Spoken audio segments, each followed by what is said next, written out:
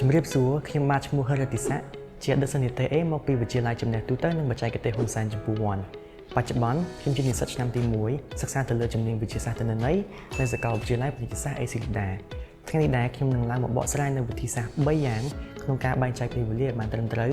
ដើម្បីឲ្យការសិក្សាទទួលបានប្រសិទ្ធភាពនិងលទ្ធផលល្អក្នុងការប្រឡងសញ្ញាបត្រមធ្យមសិក្សាទុតិយភូមិ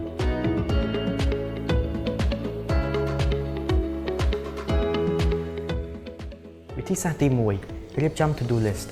រៀងរាល់យប់មុនពេលចូលគេងឬពេលព្រឹកព្រលឹមយើងគួរដឹងថាថ្ងៃនេះយើងនឹងត្រូវរៀនមេរៀនអ្វីខ្លះឬធ្វើលំហាត់ប៉ុន្មាន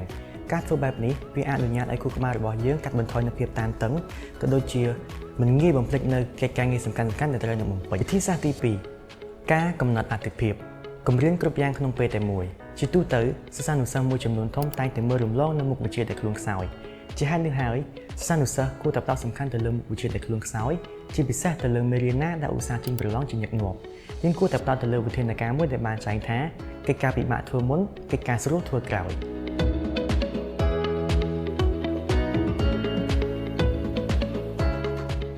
វិធីសាស្ត្រទី3កម្ចាត់នៅវត្ថុរំខាន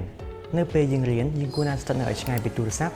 ឬបិទសេវាទូរស័ព្ទតែម្ដងបើសិនជាវាមិនចាំបាច់ការចំណាយពេល2ម៉ោងអង្គុយរៀនដោយការផ្ដោតអារម្មណ៍វាមានតម្លៃជាជាងការចំណាយពេល5ម៉ោងអង្គុយនៅលើតុរៀនតែដៃចុចទៅលើ Facebook ឬក៏ TikTok ការរៀនពូកែមិនមែនជាការរៀនជាច្រើនម៉ោងនោះទេប៉ុន្តែវាមកពីការបែងចែកពេលវេលារៀនឲ្យបានត្រឹមត្រូវ